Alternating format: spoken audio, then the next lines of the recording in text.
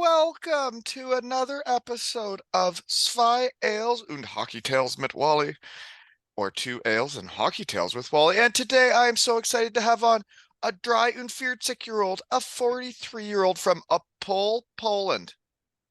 His hockey journey has taken him to Poland, and he is a legend of Deutschland. Started out his pro career back in 99-2000, the Oberliga with EC Ulm and then Beirut, and then stepped up to the second league with Bremerhaven, other known as the Fishtown Penguins, for 2 seasons, and promptly got the call to the German show and became a staple and legend of the DL from 2003 to 2018, lacing up for 833 spiels in the league. Between Ingolstadt, the Nuremberg Ice Tigers, Frankfurt, Hamburg, the Grizzly Adams of Wolfsburg, and the Augsburg Panthers. This legend also represented his country in 3 Deutschland Cups and an 06-07 in the World Championships. But he may best be known for what he's been doing since he's been out of the game, retired as a player, as he swiftly moved back into the sport as a referee and is running amok. As one shed guy put it, he is the David Beckham of refereeing. Welcome to the shed, Aleksander Polacsek. Hey, nice to have you. Hey. Nice to be on the show. Thanks, Yeah, buddy. nice to meet you. I get it now. We know each other. You were referred, and that's what I like about the shed guys, is shed guys know shed guys. Brad Burham referred you and said you got to get him on. He's hilarious. And the David Beckham of refereeing. Is that a compliment to you? I guess so, but sometimes Brett is stepping over the line, but I think it's a nice compliment, but yeah, I take it. Why not? Why not? I think it's a compliment. I mean, the guy's good looking, a superstar. I think it's a compliment, you know? Yep. So you know what? How we know each other. I know 2 other hockey guys that just retired from playing that just got into refereeing or linesmanning. So how'd you do that?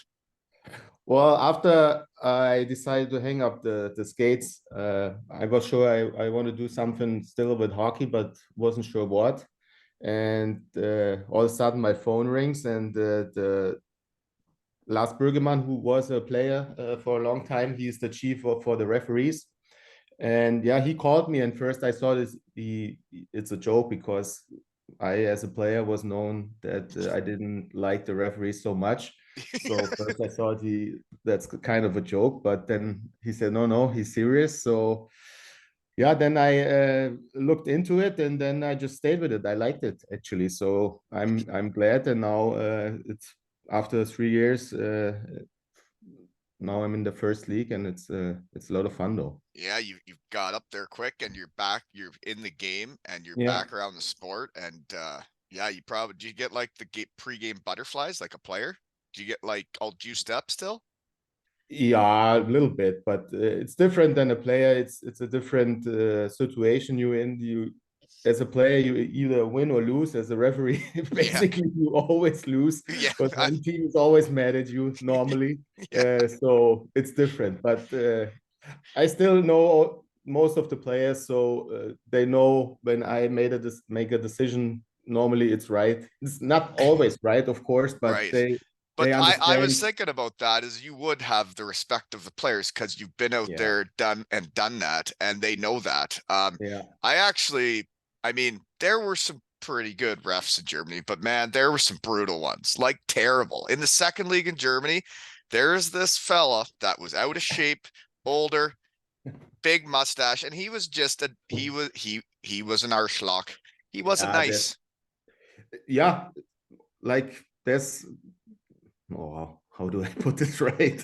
Like, of course, if you're not in the first league, especially second or third league, the level of the referees, like skating wise or experience wise, goes down, obviously. So right.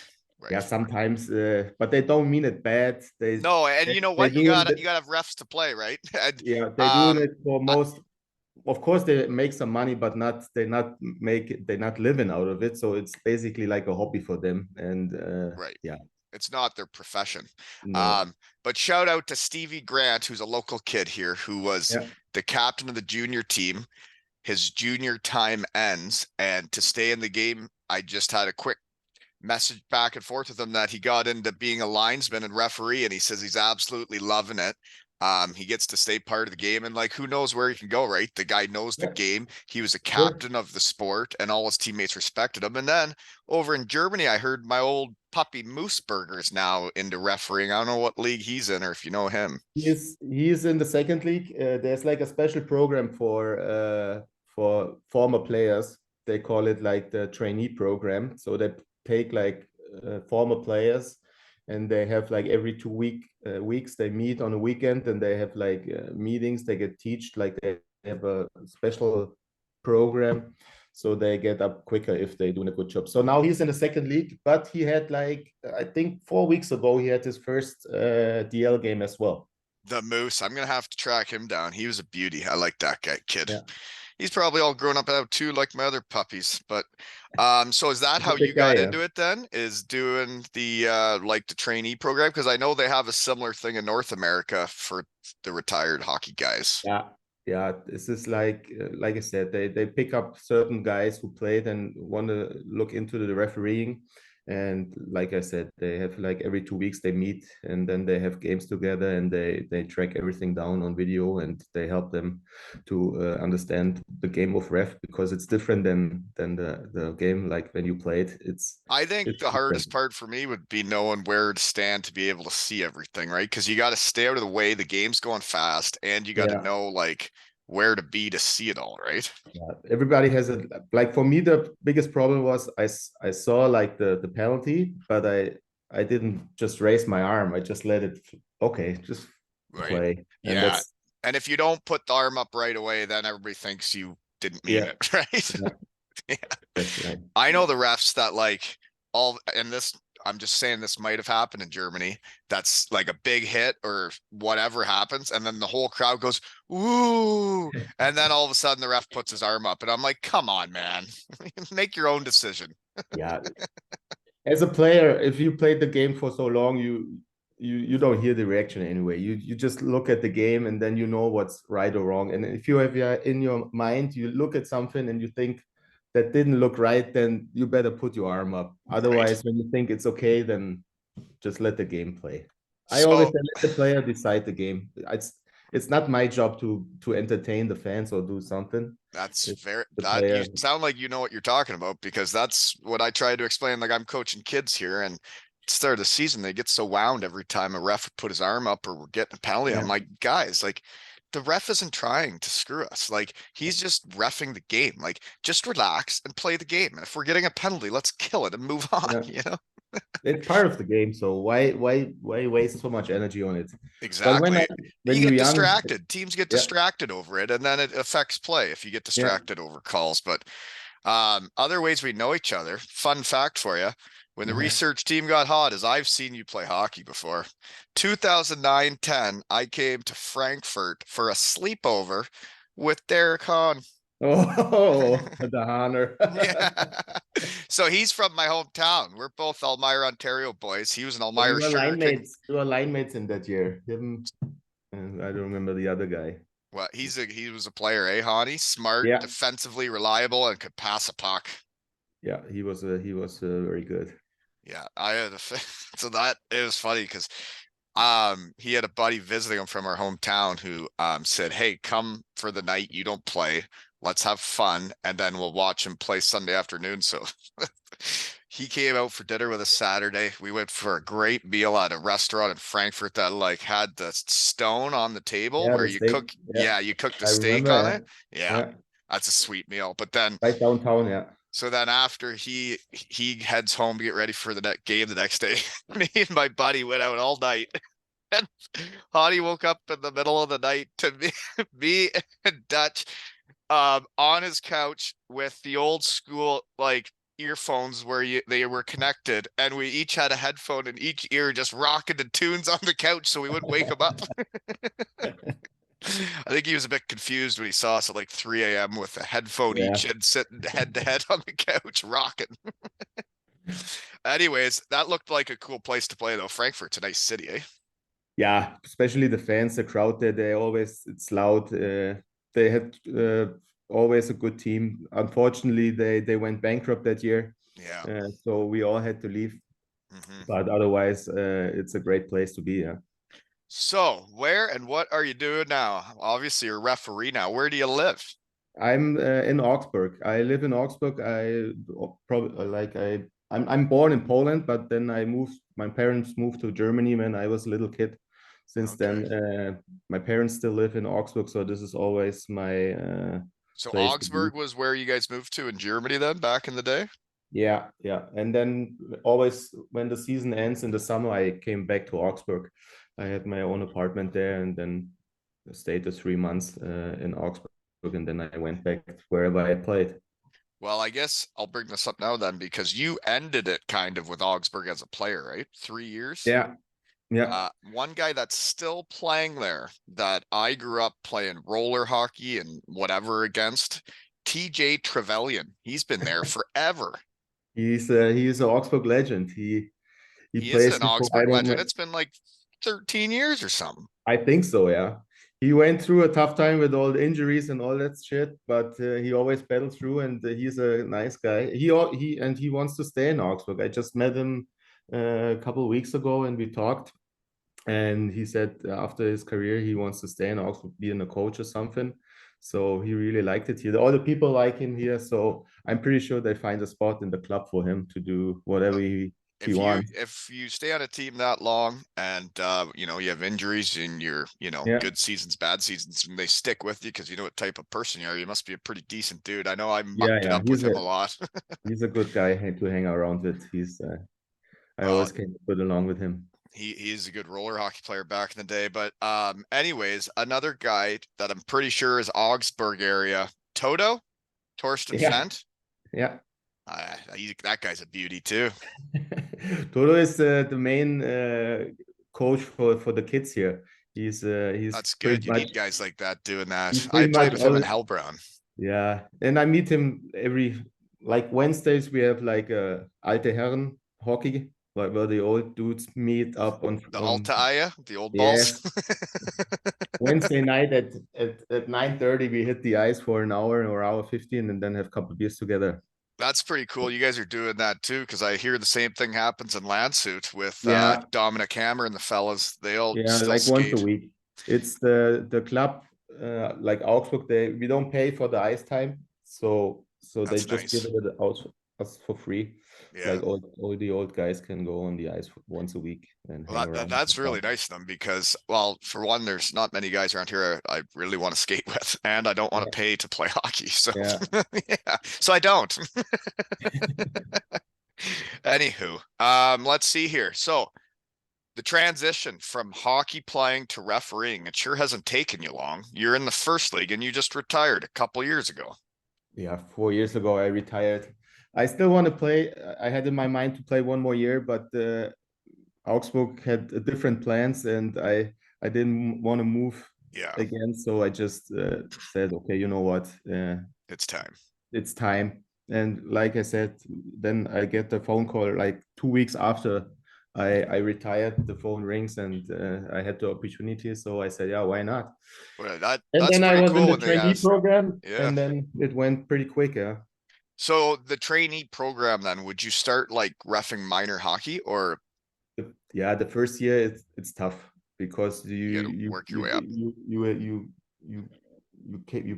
pretty much still a professional hockey player, and Yeah, all of a sudden you see yourself in a under 8-year-old hockey game refereeing kids who are like barely skating. You like at 8 in the morning on some village, and you're like, what I'm doing here. So, but that's the steps you have to take, and it was just 1 year, and then it went pretty quick that I went to the second league, and then I had the opportunity first league. Yeah. so in your short refereeing career so far, have you really messed up any calls? Have you ever changed a game because of a terrible call? Not significantly. Of course, I had calls which I wouldn't call again, but Right, I wasn't the main factor why one team lost or lose the won? Yeah, game. But that's good. That's of course, there's like calls when I look back. We have like a system where I can watch all the games and all the calls, and then I look at it and I say, oh, maybe it's not the best call. Right. And you Well, get as like long as you calls realize that, right? You always have, it's the same as playing hockey. You got to review your performance and be better the next time, right? in the first league. We have, like I said, we have like a program when I can go in the dressing room and I can see all scenes right away. And then sometimes I come up in the second period and go up to the player and say, "I'm sorry, I made a mistake. I And looked at that's it." all, and that's all the players need. I remember when that happened to me Yeah, once in the second league. Um, I'm going in on like a half breakaway and the D-man reaches over and breaks my stick in half. So yeah, like, how am I going to score? I can't even shoot the puck now. And they didn't call it. But then the next period, the ref did come over and say, hey, like, I yeah. talked to my supervisor, I saw it, and I made a mistake. But that you have all that That's video all and you all need. that stuff, it's really come a long way in Germany, eh? Like I see the barns in the second league, I see all the DL barns now, man. Like it's a big show nowadays, isn't it? Yeah, of course. I mean, the game changed like 15 years ago. You when I played in Bremerhaven my first year, they didn't have even plexiglass behind the net. They had like a fence. I remember Like, that barn. Yeah. yeah. And now, or Berlin, Berlin was an old bar, and now you go into Berlin, there's like 14,000 people. There's more show before the hockey game than the game itself. It's when Yeah. there's fireworks and you look in fire and you look, you don't know what to focus at. Yeah. I until you've played hockey in Germany, folks that don't know, then you haven't because it is an experience. Like we even back in the day before there was all the big show, like they'd be lighting off flares in the crowd, and there'd be the SWAT police getting ready because Hellbraun's playing Bietigheim or Landshute's playing whoever, and man, the fans can get right into her. Yeah, the fan culture is different than in the That US or Canada. not even similar at all. But even Different. to like the UK, it isn't quite as like that, and neither is Denmark. Yeah. That it's not as loud. Okay. Yeah. So do players chirp you? Do you get a little back and forth with the players, that especially the guys you know? Yeah, yeah, sometimes, but especially like in the second league or when I still was in the third league, I had to calm down myself because they were chirping me, and I was like, Stop it. "Who the fuck are you?" You Yeah, know, but yeah. you Come can't on, say man. that. Yeah. I mean, it doesn't want to sound cocky, but you like, man, I played like almost 900 games in the first league. What do you want now? Yeah. You know what I You're mean? saying what to me? Yeah, and I have to But I calm think down that's myself the sometimes. difference of having respect for some of the refs because like that fat slob in the second league, I didn't have respect for him. And then if you tried to talk to him, he would just give you a 10. You couldn't even Yeah, like say anything to him and you knew that. So it's like, yeah, well, if you don't have respect for me, then I don't for you, you know? yeah, Anywho. So like so you're a professional ref. So then games are what, 2, 3 times a week? yeah. And then what do you train then? You still work out and stuff.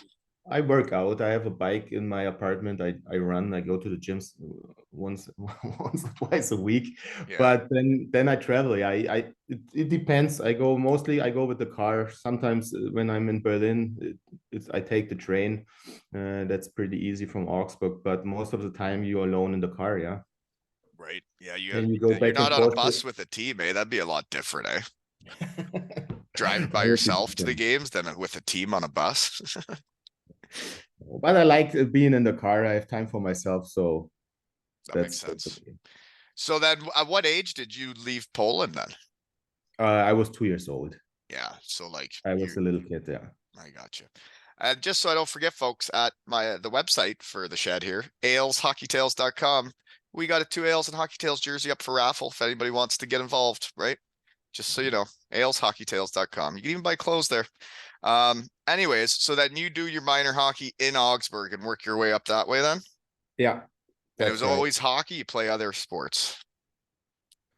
Not really. I played like soccer, like with my friends outside, but not in a team. So Right. that was pretty much hockey all the way. Okay. So poster pics that you sent over.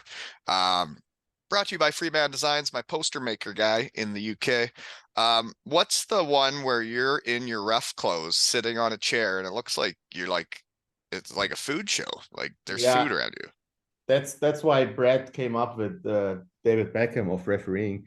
They the DL, the first league, the main sponsor is Penny, which is like a food company, like It's a grocery store, right? Yeah. grocery store. They even have those And over here now. yeah, and they make every year they have like a show where the players have a barbecue against each other, and they have a chef and a host, and they needed a ref, like for you giving out points. Whoever makes the most points wins, obviously. You're And telling then me they the hockey players have a cooking competition? yes. So Oh my God. I'd be right into that. it's Let once a me week. play. You can watch it. It's on YouTube. It's pretty.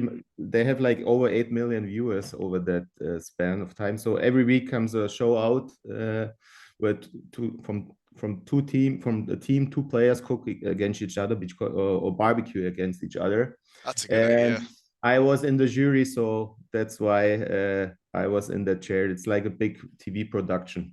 Well, that's pretty cool. It's the Yeah. Penny. It's called the Penny Grill Meisterschaft, and you can look it up at Okay, I had YouTube. that. Yeah, Grill Meisterschaft. Okay. Yeah, Because Meisterschaft, I know what that is. yeah, Bietigheim 2009. perfect. Yep. Um, so anyways, that would be cool. I'd love to cook against my teammates, run amok. Anyways, the next poster pick, Team Germany you played for. That must have been a big day to make Team Germany.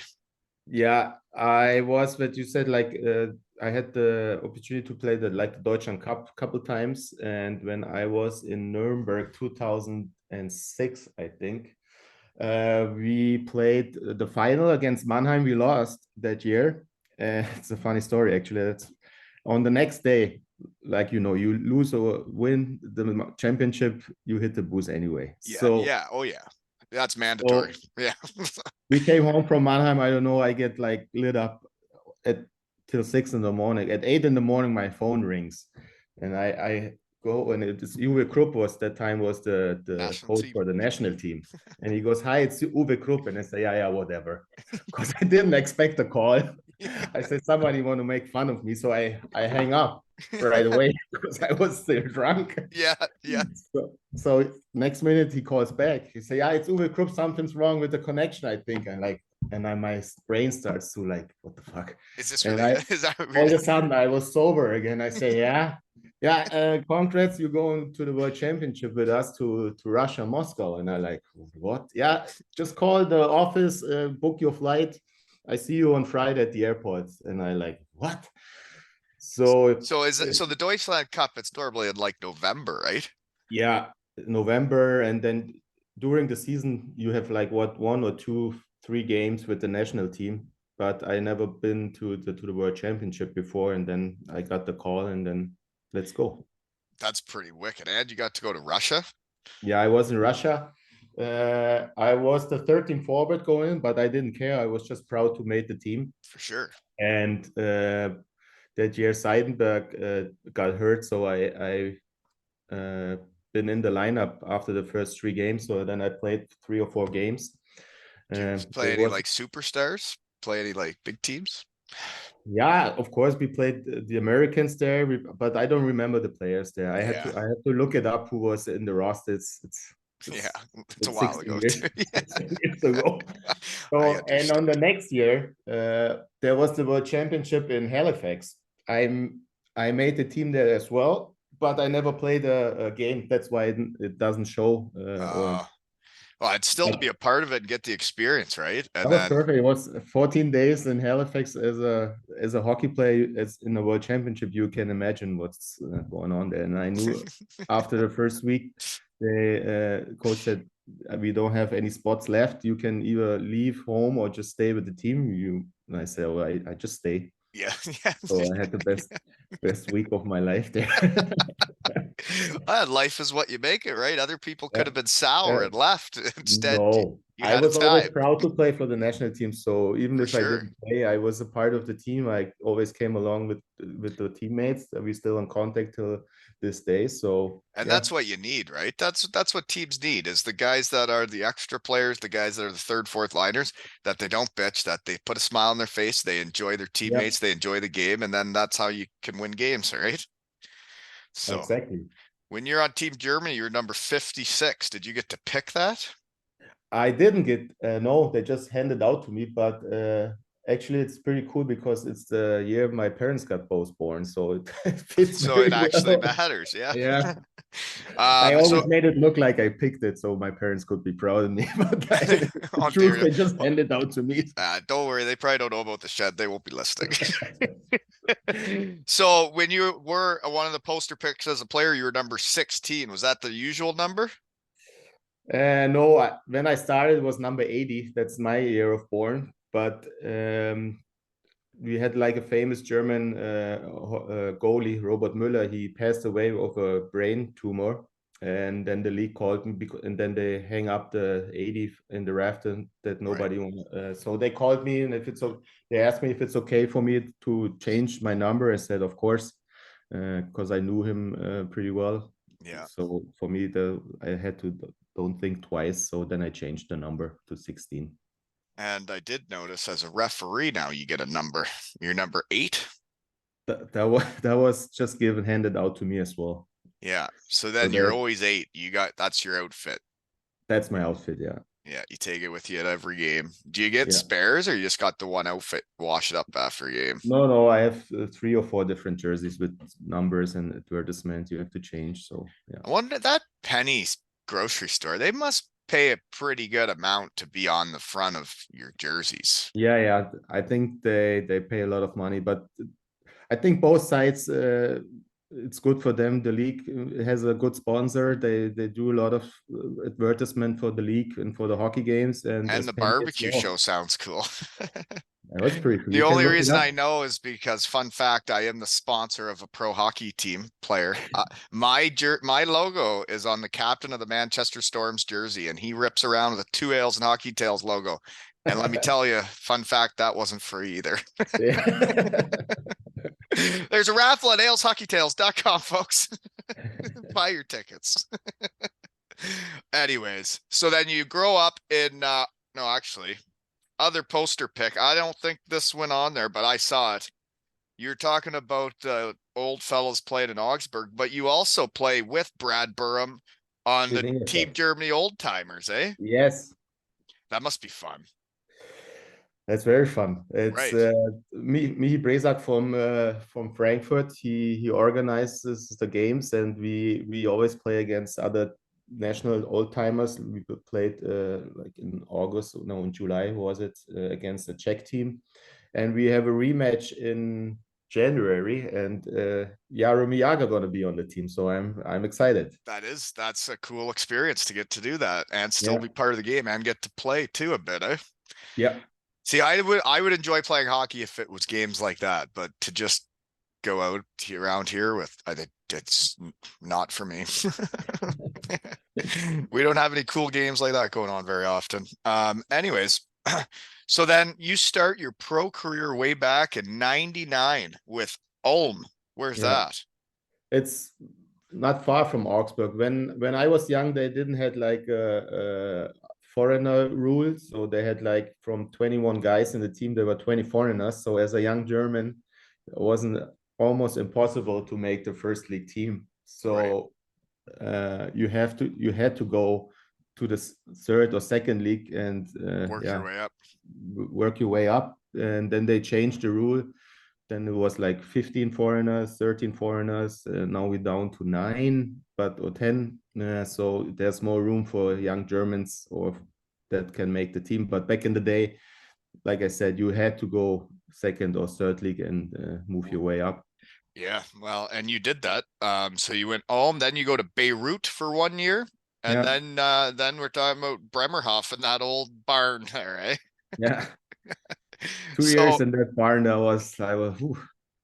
well, And the in road that trips. second league, right? You're not flying anywhere. You're bussing. Oh, you bussing, and you had like we were up north, like Bremerhaven is on the sea, and there were teams. The most teams were down south, like Garmisch, but it's you in the bus like for 14 hours. And then you So play a game and then bus right back 14 hours. yes, so sometimes you didn't even had a hotel, so we left at 3 in the morning to go to a road game, and Yeah. then on the next day you come back at 8 in the morning after a game. it's a full day to play that hockey game. Yes. I remember going from Landshut and I was like, is this serious? And like you'd stop for breakfast, then you'd stop for lunch, and then you're like, and we still have how far to go? Yeah. And they It's a have to long do this day. every week. Every weekend once, because one you have a home game and then you pack your shit and then you go back on the bus. Yeah, like so fun fact, folks, I played the second league for 6 years and I never stayed in a hotel once with my team. So think about that. Right. But in Bremerhaven, couple fellows that I know of, Craig Strew, he was like a legend of Bremerhaven, eh? Yeah, Yeah. he played there for a long time. Now he's the assistant coach in Berlin. Is he? I Yeah, knew he got into the coaching. I never know where everybody goes, but he's the assistant coach in Berlin. there's a lot of good dudes still coaching and in the game in hockey, and it's amazing that I didn't know about all of it till I started talking to people. The goalie was the goalie in Bietigheim right before I got there, Marco Suvelo. I played against him a bunch too. Yeah, Finnish Flash. Yeah, he was a good We had a couple goalie. of Finnish guys there. That was they can put quite a show on in the bar. And it's interesting you say that because I only played with a couple Finns, and I would have to say the exact same thing. I Yeah, couldn't believe the show we got in Denmark from the one fella. Like he could it's really entertain the crowd. interesting. Yeah. You think you've seen it all, and then all of a sudden, two or You, three Finnish guys show up, and then yeah. you say, "Oh, that's new." But for me, it was like the guy was big, strong, and it's like, man, you put 2 beers in him, and it's like he's had 30, and then Yeah, he stays like that the rest of the time. I know. One of my favorite was there's like a live band playing. They got the drums, the guitars, and everything. And he gets up there in a small town in Denmark and he starts dancing to the music and he can't control himself. He fell into the drums, knocked everything over. It was ridiculous. And he got naked bowling. Same small town. Anywho, that year you only played 31 games your last year in Bremerhaven. Was that injury? I got injured my first year in Bremerhaven in the playoffs. I torn my ACL and I broke my kneecap, so I was out for 9 months. I had two surgeries, and that's why I just came back pretty late in the year. Okay, and yeah, being injured sucks, eh? Yeah, That was when I hurt my knee. I had my Hinterkreuzband. yeah, I was out like a whole season too. I played the yeah, first 4 games, and it's brutal, eh? Not being part of the yeah. team, like you said, like No, you're being more in a part of it. rehab than Yeah, than you can't skate. You just basically just on the bike and doing like and you're something always for by your knee. yourself, right? You're not with the boys. No, you by yourself, yeah. I hate that. Anyways, but so even after coming back from an injury and all that, you do then get a contract in the DL in Ingolstadt. Yeah, that's where I met Brett then. I got that written down. Yeah. So, and your goalie was Jimmy Waite. I remember him Yes. as a kid with the Blackhawks. Yeah, that Yeah. was pretty cool for me the first year and then I think it was in the second year. Then the NHL had the lockout, and we had Marco Sturm there, Jamie Langbrunner, Aaron Ward, Craig, And no, Andy Andy McDonald. McDonald. Yeah. That would have been pretty cool to have all those guys over for the lockout. But you know what? It's sure cool for you guys, but it sure pisses off the other imports, you know? No more jobs for us guys. Yeah, that was, The year we had the lockout in Hellbron, I'm like, thank goodness Hellbron had already signed me before the lockout happened, because I'm pretty yeah. sure they would have put that pen to paper away, you know? But you know who else you had on that team that was my teammate was Ozzy Gunter Oswald. Good. Also, yeah, he's funny though. Oh yeah, he's funny. Where Yeah. did you play in Landshut then? No, no. Yeah, Where was Landshut. Yeah, that was my yeah, first year. He was the old fellow that came back. I got there like the start of November, maybe no, in October-ish, early yeah. October, and that was right when he was deciding to make his comeback too. So we both joined the team the same time. He's a funny guy. I liked him. I came. Oh, he Y- was good. Yeah. Oh yeah. Marco Sturm would have been pretty good coming back for him in the NHL then too, eh? Yeah, he's such a calm guy. He's down to the ground. I mean, he's not the loudspeaker or whatever, but just his presence in the room or in the ice. I learned a lot of him from him, and it's funny. I just played that 1 year with him, and even when I meet him now somewhere, we like old buddies. I mean, Yeah. that shows like how characteristic he is. Yeah, even when we out in the bar and then you want to pay, and all of a sudden the waiter says, no, no, it got paid already like 20 minutes ago, and And he he never said something, doesn't but you make a knew show who. about it, But yeah. no, He just but you goes knew and who does it. paid. He's just a good dude. Yeah, Isn't he's a Landshut boy too, right? yeah, yeah, yeah. Landshut guys are my favorites, just so you know. And I think Augsburg must have some dandies around there too. But it's cool when Toto's coaching the kids. That'll help Yeah. raise the puppies right, eh? Yeah, he's a good fella. I liked him. So then you play in Ingolstadt for 2 years. How big of a jump was it, did you find, as a young German going from the second league to the DEL?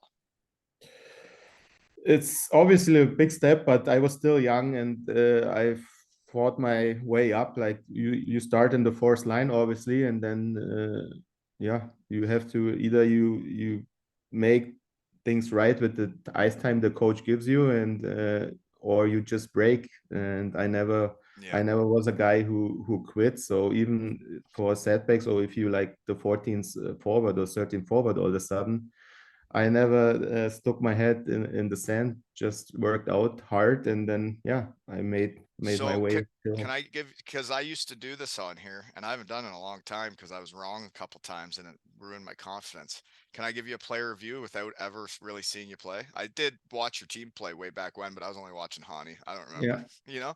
Okay. I bet that you were a winger that mucked her up real hard, up and down the wing, forechecked harder than anybody, and you were standing in front of the net quite a bit, mucking it up. yes, that was my Chip it job. in, chip it out. Yeah, that was my job. hmm But you know what? Like that's how you can work your way up a lineup, is by being able to be a fourth liner and a third liner and be able to muck it up with the top two lines, right? Yeah, For my experience when I joined pro, was they kept telling me I couldn't be a third or fourth liner, and I'm like, well, okay, so if I don't make the top two lines, I guess I don't get to play, and that's what it was like in the AHL. But come the end of my career, once I was better defensively, then they'd put me on a third line, right? And then I could help a third line and then help my career. Yeah. yeah, that's you always have to believe in yourself, and then good things comes out eventually someday, That normally. that is true. I was actually talking with my other coach about it, and we were talking about like the mental side of hockey. Is like you can only do what you can believe you can do. If you don't Yeah, believe deep down you can do it, you can't.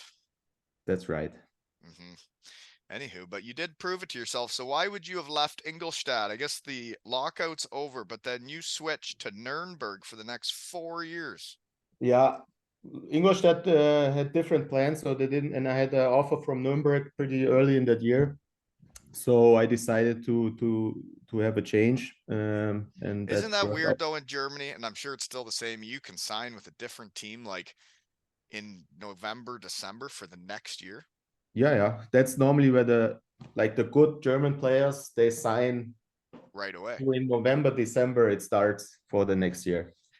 And that I never understood it. I thought it was so weird that like I knew like when I was in Landshut, I started getting offers from other teams when I was still in the playoffs, and I thought Yeah, this is bizarre. yeah, And yeah. then when I find out some of my German teammates have already switched teams and we're still in the playoffs, and like they When were I just like, was "Well, in this is my team when for this year. It doesn't I matter." signed when I was in Bremerhaven, I was still hurt, and I signed the contract with Ingolstadt. So So did you have to like prove to them you weren't that hurt? Like go get some tests done or anything? no, they saw the progress. I mean, they talked to the doctors, and they Yeah, so that's why there they were do. no. I You remember have when I in the came start back. of the season, you have anyway the medical tests, so they see anyway if you in shape or not, and Right. if you fail it, then the contract expires, obviously.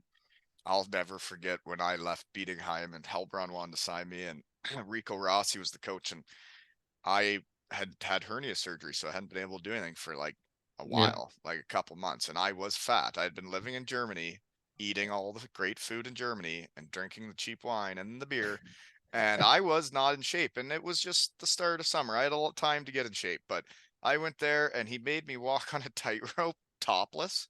It was it was embarrassing. I things were jiggling and I was trying to walk on this tightrope and my knee wasn't that strong, so it was shaking, and then my fat was jiggling, and he still signed me. Thank you, Rico. You yeah. know?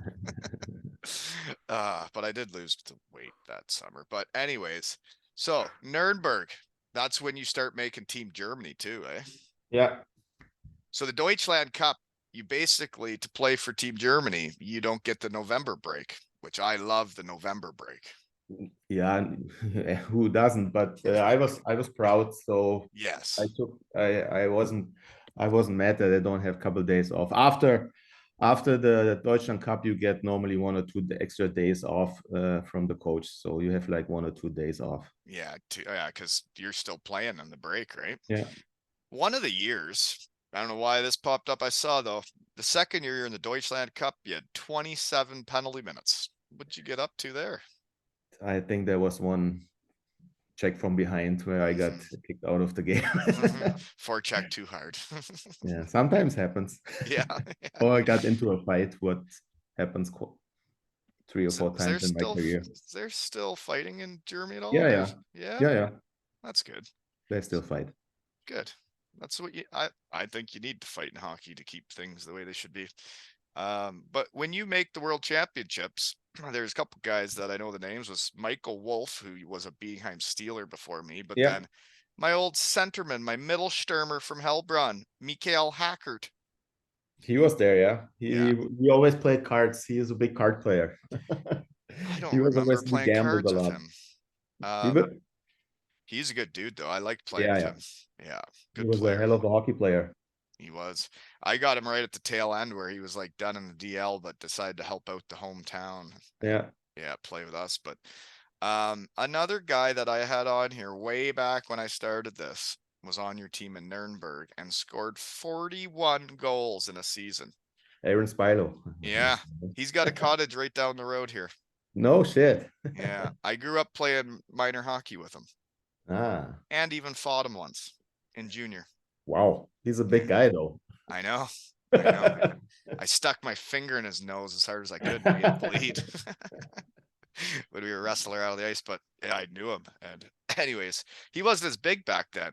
He went to the OHL and got massive, like massive, Yeah, he was a big dude. As when he was in Nuremberg, he had the in enormous. best shape from the whole team, I think. Yeah, and like 6'4" and a goal scorer. Yeah, he can shoot the puck. No slap shot, just he had this weird Snapper. snapshot, and his stick was so tall and so whippy. I don't know how he could even shoot a puck with that thing. I remember skating with him in the summer when like I was in, I guess, I don't know, the coast or the second league, and he was in the DL by that point, and I couldn't believe how big he was then. And then he would shoot a puck, and I'm like, well, geez, you could score from anywhere with that And shot. anywhere, yeah. Yeah, he shot it And he that didn't hard. need a slap shot. When he was on the blue line, sometimes on the power play, and he tried like to one time it, and that didn't work. And No, the coach just said, "Don't snapper. don't do slap shot. Just do your thing." Yeah.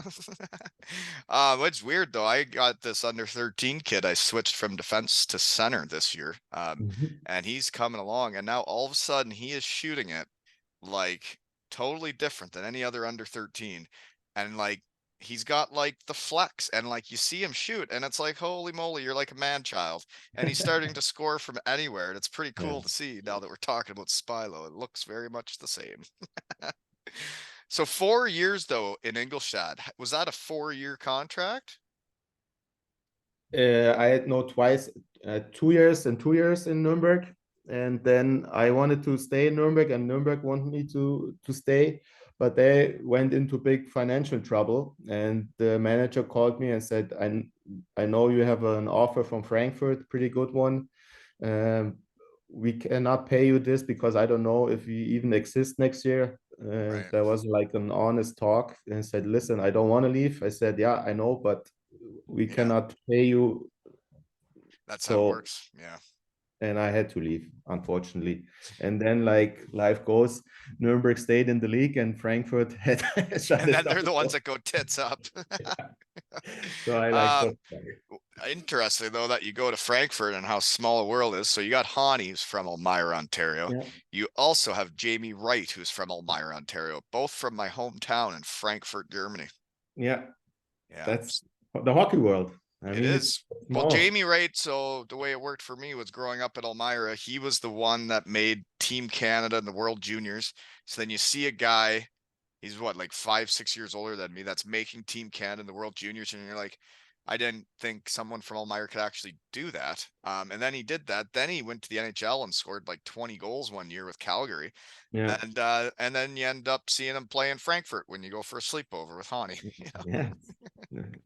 Like I said, the hockey world is small sometimes. It is. And you know, they had another guy on that team that every time I'd skate with him in summers or wherever, he could play, was that Joey Tanute. He had some skills, for a little Yeah. guy. Yeah. He was, yeah.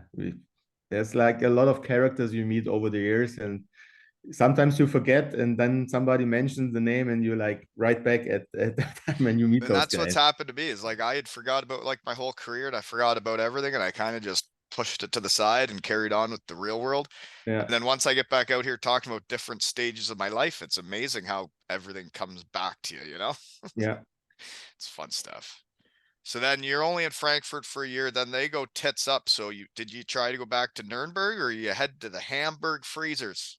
No, they shut it down pretty late in July. So I was in Los Angeles for vacation, and my agent calls, and he didn't know that I'm on vacation. So all of a sudden my phone rings at 4 a.m. I like, and my agent, I like, what's going on now? I say, yeah, we need a new club. I see, what do you mean we need? It's July. So I Yeah. say, I know, but Frankfurt finally decided they don't have the money anymore. So yeah, and that's why I ended up in Hamburg pretty on short terms. Well, at least you found something, right? Once the teams are full or their money's spent in Germany. I saw in the second league, like in Bietigheim, we didn't have a very good budget, and Yeah, it was embarrassing actually. They told me that they were going to sign one good power play, and then from then on, it was going to be like yeah. not. They just weren't, we weren't good enough. But then they'd bring in guys that were great hockey players for a tryout, and they would offer them the most embarrassing contract. It would be like for nothing, and it's like, why did you even bring him here? He's not going to take that, you Yeah. know. But But if they don't have nothing else, they just take it. That's right, what then they have to I, just to I get to went play from a again. big contract in Frankfurt to they said, this is all we have left for this season. Just take it or Take not. it or to leave it. Yeah, that happens. But small hockey world in Hamburg with the Freezers, you played with one of my childhood heroes, Rob Collins from the Elmira Sugar Kings. Rob Collins, the professor, they call him. The professor was his name in Dusseldorf, right? Yeah, but even in Hamburg as well too. Well, he could play hockey when yeah, that's actually how I, fun fact for you, that's how I got to Germany, was playing in a puck and ball tournament with him and Brandon Dietrich and some of the fellows. Yeah. Where you play 3 games of baseball and 3 games of hockey, and you drink beers through the weekend. And I guess they were impressed with how I could do all three. Because Brandon was in Landshut, and they asked him if he knew a guy that could be his winger, and he said me, Yeah. you know. And Brandon Dietrich and Rob Collins were my 2 favorite players, and Hani. I'm not forgetting about you, but I watched the Sugar Kings win the championship as a kid, and then you get to see all these guys that you watched end up in Germany, and then I followed them, you know. Why not? Why not? Another guy who he's still doing, or that was on your team in Hamburg, I played against in the second league, David Wolf. I remember him because he came to, I think it was Krimichow, and he was like an 18-year-old, and he shows up in the second league, and he was like bullying the men. Like he Yeah. was a bully to the men, and he was Yeah. a kid. And That then you was his see part him, of the game. Yeah, for a long time. He was like just running behind everybody. He didn't care about the puck so much. He and he's just a cared big about, boy. yeah, he's big. And then he went to like North America. I think, did he get some NHL games? Yeah, maybe a Eh, few, I think, yeah. It's interesting when you see an 18-year-old show up in the pro league, right? And then all of a sudden they're pushing around the men, and you're like, who are you? Anyways, so Hamburg, was that all right then? Did they have money troubles there too? The yeah, the owner is the Anschutz Group, who also is the owner of the Eisbär in Berlin or the LA Kings, and he had 2 teams in Germany, and he decided just to have one team. So Berlin at that time had more success, obviously, and then he decided to to fold this club down too. But I was gone already when this happened. I was in Wolfsburg already. Oh, okay. So yeah, you did play on a bunch of the different teams. So you go 2 years in Hamburg, but every place you go, you're not just like 1 year and done, other than Frankfurt going bankrupt, eh? But you did Yeah. like every 2, 3 years you're switching, eh? Yeah, I mean, the type of player I was, there's always sometimes the team DNA changes and they think they need something else. And Right. that's why And they got the under whatever rule, right? Where they got to get the young kids in. yeah, yeah. So but it is how it is, and I don't have any regrets. Of course, I could have stayed somewhere longer or no, or not, but I have no regrets. I liked being around different towns, meeting new people, so that was fine for me. I agree with you. If I wouldn't have been asked to kindly leave, because I would have always stayed wherever I was if I was Yeah, happy. If they yeah, wouldn't have got me to leave, I wouldn't have got to see all the other places, right? yeah. So what's your favorite barn you ever played in? It depends. I mean, the old barn in Berlin was pretty electric, and there's like always sold out. It was nice, so it's loud. But obviously, when the new arenas came, like in Hamburg or Berlin, that's nice places to play in. So I would say Hamburg and Berlin are the most nice places. I don't think I went to Hamburg.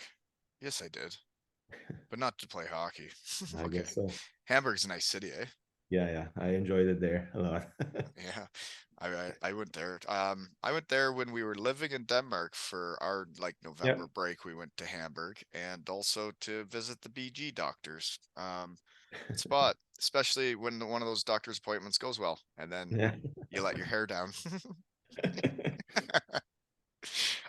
Anyways, so you go to Wolfsburg, and it says in 2012-13, you guys played 12 playoff games. So did you almost win it?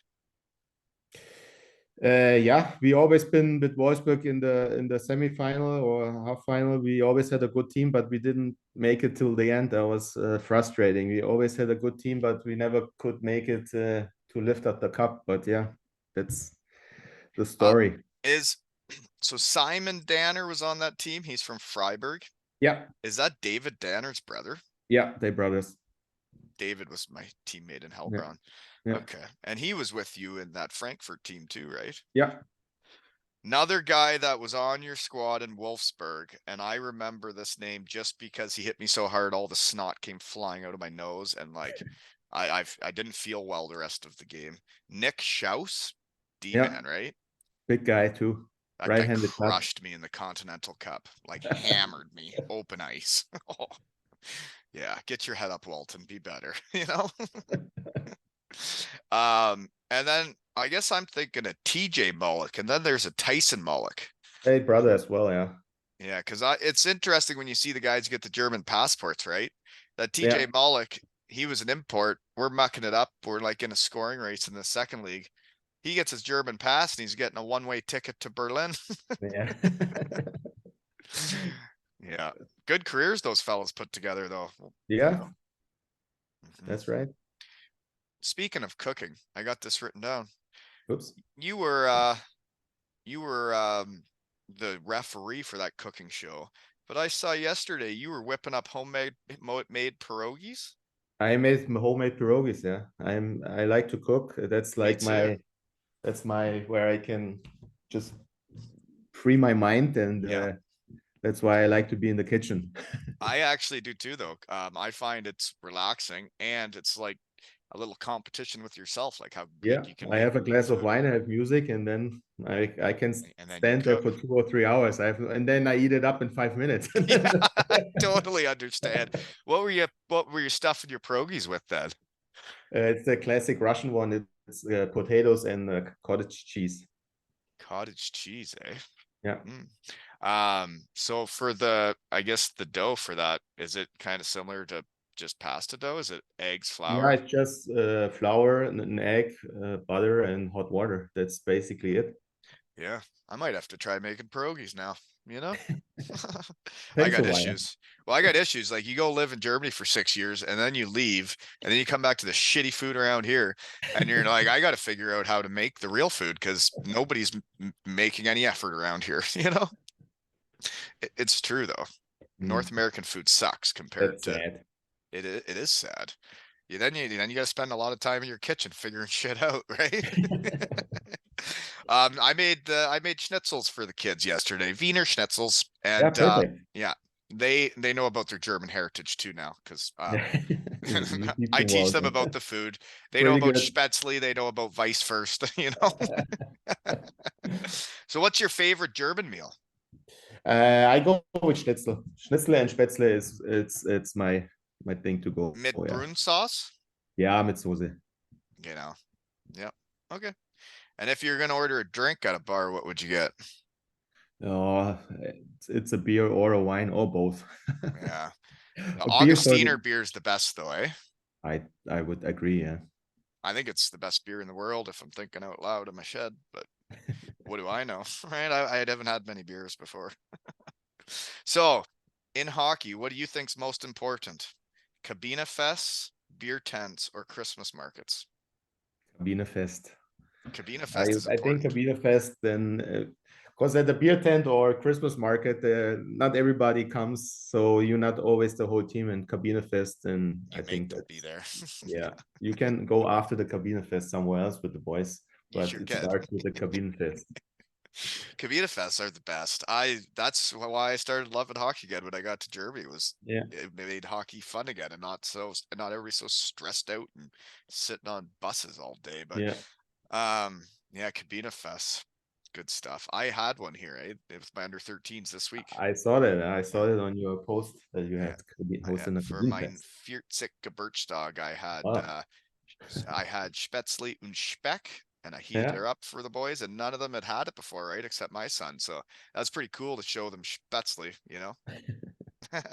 And all the boys mucked it up on the ice and then came in the room and sat and Yeah. ate and Perfect. drank, had a root beer. That's hockey, right? Um, let's see here. So have you got much now that you're a ref, getting much heckling from fans? In the first league, the The fans barns are don't get so that big, near you, yeah. so you don't hear it. But a couple of weeks ago, because somebody was sick and they called me if I can ref like an Oberleague game. And I was in Deggendorf, which is a little barn, and then you basically hear everybody scream. Like you guys serious, right?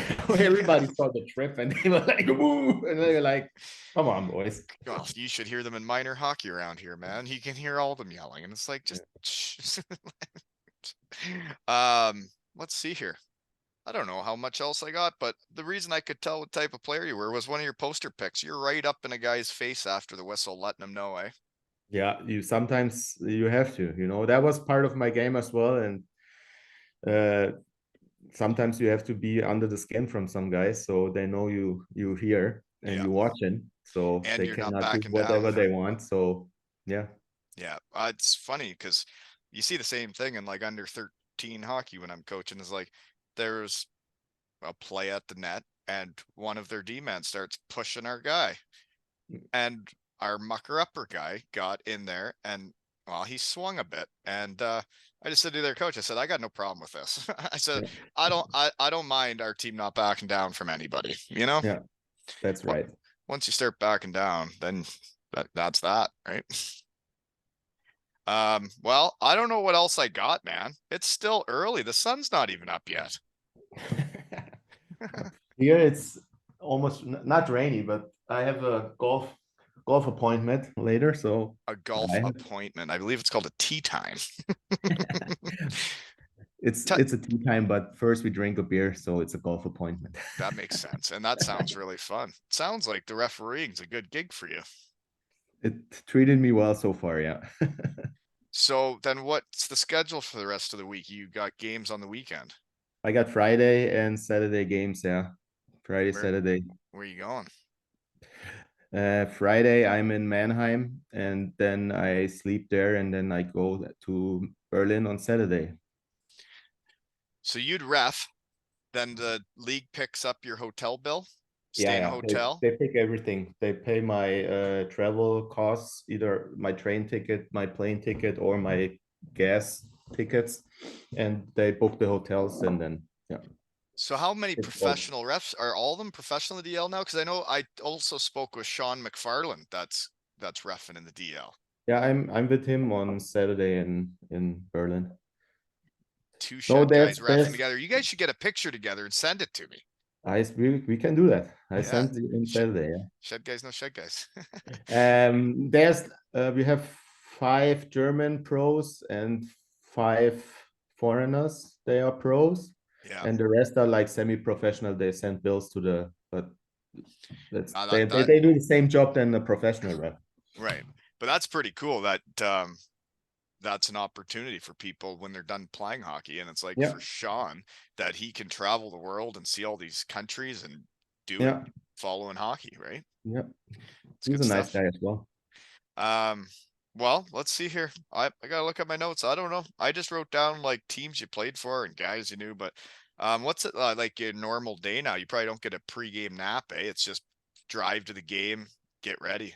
Well, it depends when I have a longer drive to Berlin. I drive in the morning from Augsburg, then I'm in the hotel at 3 or so, and then I take a little nap and I have a pregame nap. You gotta have pregame naps in the pro hockey world, right? Yeah, So how do you get warmed up for a game? Two touch?